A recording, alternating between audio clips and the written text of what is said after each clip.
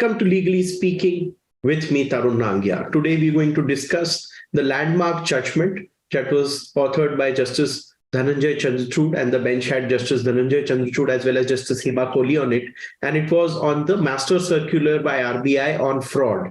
And it has, in a sense, given an opportunity for all businessmen to at least get a hearing before their account is declared as fraud. How important is this decision and its implication on the business sentiment in India, on the business environment in India, and how India is looked at by investors? We're going to explore all of this. Indeed, a very, very important judgment that brings relief to thousands of businessmen who were at a risk of being declared as fraud accounts without even as much getting a hearing, or without even knowing that they've been designated as such, unless they would find out after some action is taken. Let me get straight to Advocate Abhimanyu Bhandari. He practices at the Supreme Court of India and the Delhi High Court. Good to see you, and thank you for your time. At the outset, in the first 3 to 4 minutes, if you could in detail explain us what is this judgment all about? What was the RBI Master Circular, and what does this judgment mean for businessmen who operate in India and are affected by this? Very well. Thank you, Tarun, for having me on the show. Tarun, RBI has a circular, a master circular. RBI, as you know, is like the central bank of our country. And all the banks are governed under the RBI, and RBI has supervisory powers to give directions to all public sector banks, which are government-owned banks. Now, RBI comes out with a set of master circulars. These master circulars govern and give direction to the banks as to what they can do, what they can't do in relation to various banking activities that they carry out.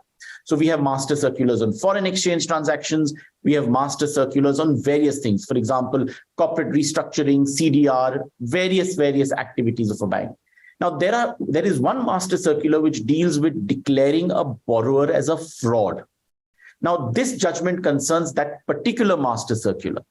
Now, what that master circular says is that RBI comes out with a master circular. Actually, initially, it came out with a master circular in 2015, which got superseded in 2016. And the subject matter of this decision was the 2016 master circular.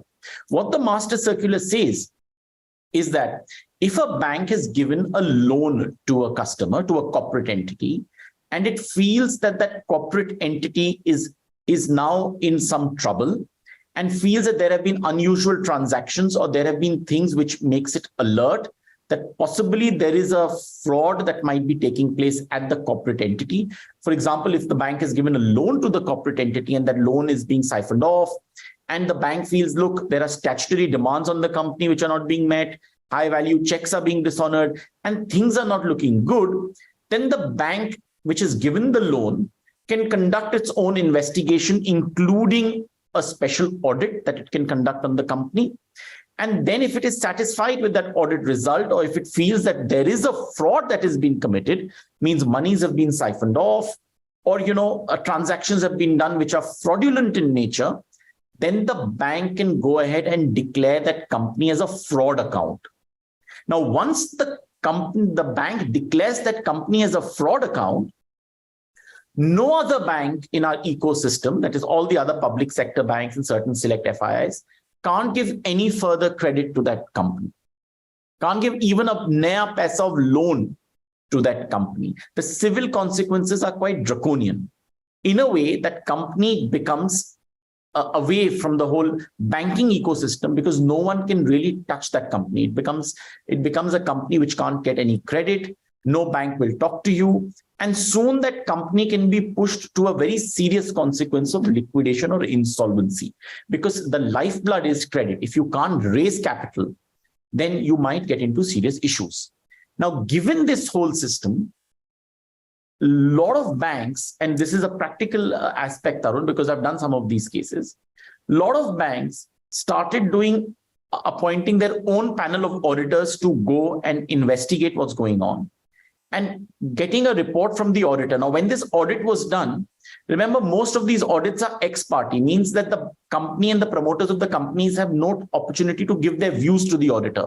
So an auditor who has never audited the company would just go and look at the books of the company and come out with a detailed report. Now, many times these detailed reports had observations where the auditors found that everything was not regular. There were irregular transactions. On the basis of this, A bank would easily declare a borrower as a fraud account, even without giving that borrower a chance to explain if those audit findings are correct in the first place or not, and allowing the borrower to give his own explanation. So, of course, this created a situation where overnight, after doing an audit, a bank could easily declare a borrower a fraud account and completely throw that borrower out of the credit ecosystem in our country, leaving that borrower to face an imminent insolvency.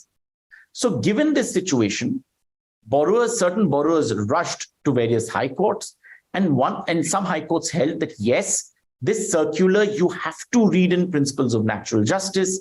You have to at least allow the borrower to give you an explanation about the audit that you've done, or to explain why he should not be declared as a fraud account. So if you've already done an audit, you have to give him the audit report. The borrower should be given an opportunity to go through that audit report, given reasonable time to give his justifications and reasons. And then the bank should consider those justifications and reasons in a personal hearing, and then pass a reasoned order as to why you're declaring a borrower as a fraud. Now, I think this is a very, very important judgment. It's a very important judgment because, Tarun, in any civil economy, if tomorrow we are aiming to be a $5 trillion economy, please remember that bank lending and bank finance is the edifice on which such strong economies are built around the world. So it is very important that we have a system without arbitrariness, so that one bank arbitrarily can't declare someone a fraud and stop that person from seeking capital in the debt capital market or raising finance in any manner whatsoever, without at least giving that person an opportunity to explain as to what's wrong in those. He may have a justifiable reasons about the audit findings. Therefore, this is a very, very landmark decision. This decision follows Jha developers. If you Tarun, there is another master circular which deals with declaring directors and promoters as willful defaulters. Jha developers was another landmark decision of Supreme Court, which said, look, personal hearing has to be given to them, and they also have a right to give their submissions to a review committee, because there used to be a first committee and a review committee, and review committee has to consider those submissions before declaring someone a willful defaulter. In similar fashion here today, the Supreme Court has said that it is mandatory that before declaring anybody a fraud, you have to give that person a personal hearing, 1. 2, you have to make available to him the audit report if you've conducted an audit and on the basis of which you're declaring him a fraud. 3rd, he should be given an opportunity to explain the audit findings there and give his justifications.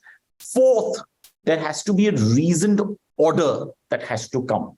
So you can't just come out with one-line order saying we declare him a fraud. There has to be a reasoned order.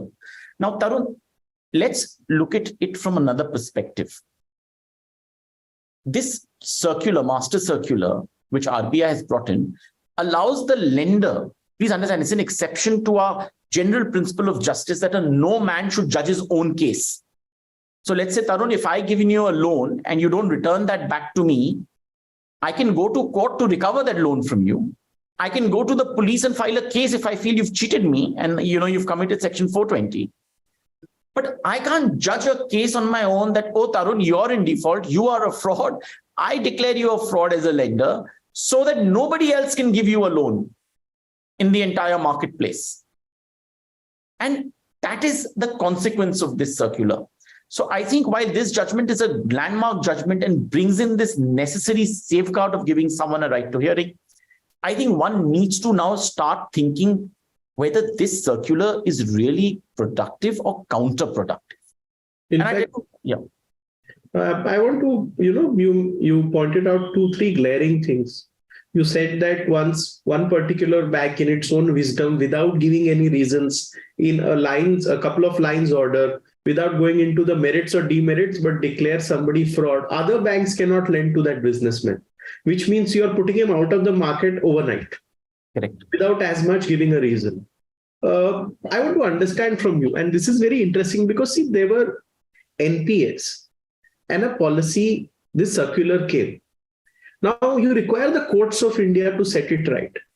So this is a policy overreaction to a problem. And we see this time and again that our courts have to step in to set or put things in order. And I'm surprised also because of one reason. The secretariat, where all eminent policymakers sit, and also in this case, the RBI, they are policymakers. They make blunders sometimes, which in the end have to land up in courts to get corrected. Do you think this thing needs to be thought about, that when you are putting out a policy note, which then turns into a notification, things are not thought through? And then a lot of people have suffered after, then this judgment has come. A lot of people have already suffered by then. Could you, in a sense, reflect on this issue from policy to courts? Tarun, let me tell you, no one recovers a loan by reading the CRPC to a borrower or to a promoter. Loans are recovered in the marketplace by allowing the company to restructure and refinance. The edifice of this policy is that it blacklists you and tells you that no one else can give you a loan. So I don't know whether this is productive or counterproductive, because at the end, a lender should be concerned with recovering his money with interest. And the best way to recover his money with interest is allowing other lenders to come, put in the money with necessary controls. I'm not saying put good money behind bad money, but change the management, bring in a new set of management, have other toolkits to ensure that the company now restructures itself. But by doing something so draconian, one can really push a company to insolvency. And therefore, this may be, as you rightly, the words you use, a policy overreach to kind of arrest a problem of fraud. This may be a bit OTT, because I think what we need is not a system where we start declaring borrowers fraud, and especially a lender who's given a money starts declaring his own borrower a fraud. Fraud, whether it's a civil fraud or a criminal fraud, of course, can only be declared by a court, competent trial court after trial. A civil fraud also should only be able to be declared by DRT or by an institutional tribunal which deals with such issues. Banks individually or JLFs should not and cannot be allowed to declare any borrower a fraud, because the consequences are draconian. You're going to have investigating agencies unleashed onto this borrower. You're going to have a situation where no one wants to finance this borrower. You'll have a situation where even if this borrower wants to sell a parcel of land to pay back its loan, no buyer will buy it, because they will be concerned that once investigating agencies have come in, and let's say once CBI or police have come in, then of course ED will march in with an ECIR. And if ED marches in with an ECIR, then what we are seeing now is that banks who have declared their borrowers fraud, their mortgage assets are attached by ED. So I really don't know who's benefited from this whole situation. I want to understand. There are a number of cases, Tarun, where lenders have given loan, they've declared the borrower a fraud, they've written to the CBI complaining about that. CBI has registered a case, ED has registered an ECIR, CBI is investigating that case, put the promoters behind bars, filed a charge sheet. ED has attached a large number of assets, including mortgage assets, to the bank. So that company is now, which had a chance of survival of probably 50%, has now become minus 10%, because all its assets are attached, especially mortgage assets. And I'm telling you, Tarun, with experience, because now I'm appearing for a lot of public sector banks. 2 days back, I was arguing for a public sector bank who had given a property on mortgage, and it can't recover because that property is attached by the investigating agency. So sorry, I know I'm going out of the handle today of what we're discussing, but what I'm saying is, it's very good to say we have these powers in our toolkit that a bank can declare someone a fraud, but we need to just step aside a bit and think, do we really need all this in the system? Whether it's productive or whether it's counterproductive. Look, I'm not saying that fraudulent promoters and fraudulent companies should go scot-free. No. And like this judgment very rightly says, that a bank has a right at any time to file a police complaint with the CBI or police or whoever is the investigating agency. And for that, it needs to give no personal hearing to a borrower, which I think is the correct law. And there is no two ways about it. And it's great that the Supreme Court has said that. So bank has a right. If a bank feels that, look, I have been a victim of fraud, then go and file a police complaint. Go and complain to the CBI, to the police, or to any investigating agency. Let the investigating agency, in accordance with the laws of our country, IPC, Companies Act, let it investigate that. And if it comes to a conclusion, it will file a charge sheet. If a complaint is registered, then at that time, of course, all the bankers would know that this is a company which is facing serious fraudulent issues, and therefore they'll be more circumspect in giving loan to that company. But I don't see why, and should a bank be entrusted with a power, a lender whose job is to recover his money, to unilaterally declare someone as a fraud. Now, I do see that giving a personal hearing to a borrower is a great step forward to bring in the necessary checks and balances. But I still question myself, and I ask myself, banks should now see, because this circular has been there since 2016, and one should see whether since 2016 to now, all the accounts that have been declared fraud, what have been the rates of recovery there? Yes. And one needs to also analyze, there should be a committee which should look into it, whether this circular has been productive or counterproductive. Because according to me, and Tarun, I deal with a lot of these cases on a daily basis at various forums, I feel rushing in to declare someone as a fraud creates a panic situation in the market. The stock price falls, lenders stop giving loans, customers become wary. The corporate suddenly finds himself overnight caged. And therefore, is that necessarily a good thing or a bad thing to recover a loan? Do you want to say that many times when promoters should be handheld with a loan or with lower interest rate, for them to recover from their problem, they are being pushed to the well, to die, to basically exhaust all options, because you're talking of not only that bank will not lend, but any other bank will not lend. I want to take this to a larger purview here. The courts have to stick their neck out and give relief. At the policy level, things go wrong.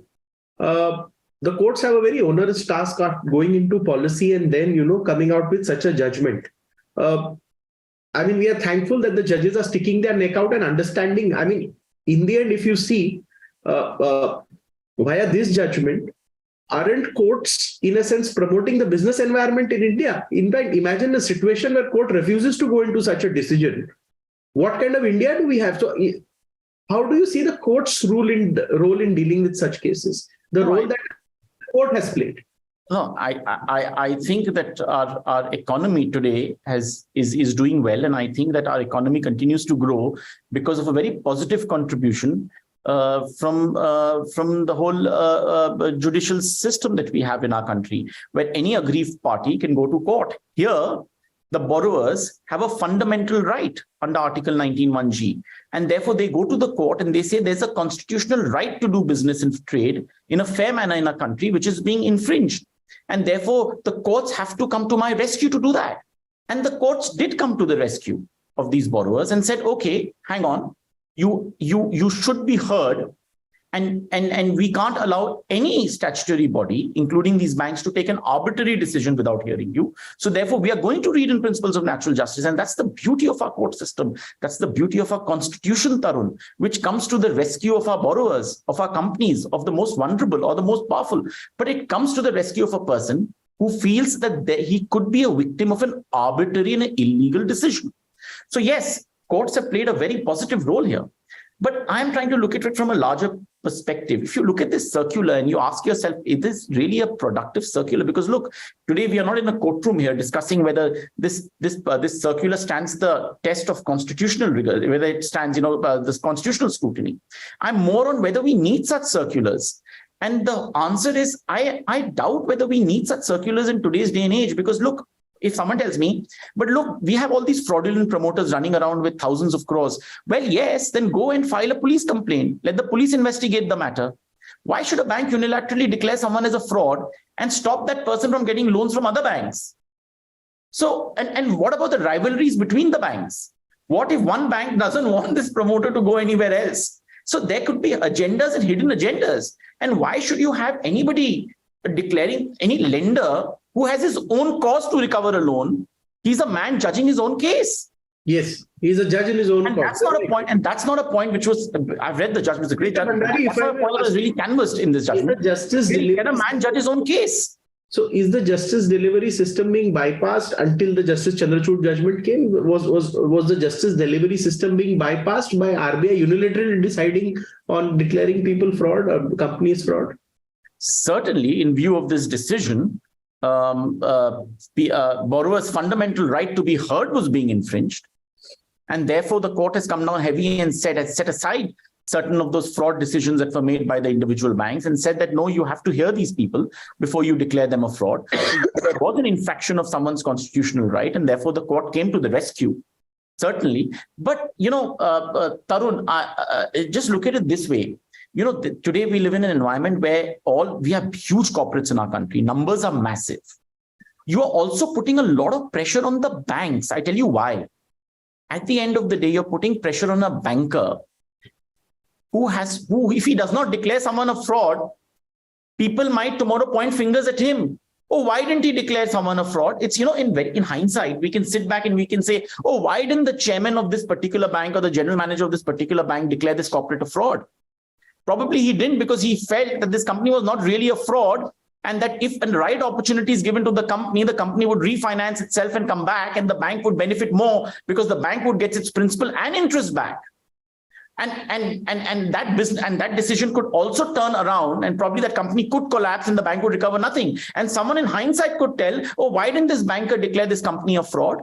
So now what happens is, with this circular, you're putting the pressure on the banks to declare its own borrowers fraud, which may be actually counterproductive to the bank's interest, because bank wants to recover his interest. He doesn't want to stop this corporate from getting loans from anywhere else. So that poor bank manager, and I feel sorry for them. If he says if he declares this company a fraud, he's literally writing off his debt, because it's going to be a long time before he recovers anything. And if he is saying he's not a fraud, he's subjecting himself to scrutiny, maybe 5 years after he's retired, because someone will come and say, oh, sorry, here we go. We're going to slap a Prevention of Corruption Act on this officer because why didn't he declare this particular borrower a fraud? You made this is counterproductive, Tarun, in every manner. You made a very good point. And my last question to you today will be, okay, Rajesh Agarwal, this gentleman who filed the case, and there was one other gentleman also who filed the case here, they got relief. Henceforth, people will get relief. A lot of people affected before this judgment was authored, do they have any chance at relief? Because a lot of people may want to know this, a lot of businessmen may want to know this. Is there any chance? To what extent?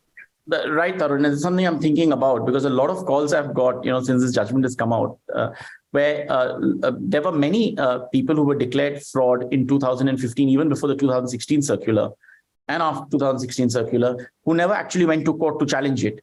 Yes. And they have suffered because of that. A lot of them are asking whether they can go back to court. Now, there will be issues of delay. There will be issues of leaches. There'll also be issues that how much water has flown through. So, one can't, bring back them to the situation they would have been had they not been declared a fraud. That's quite a bit of asking. So it will depend on case to case.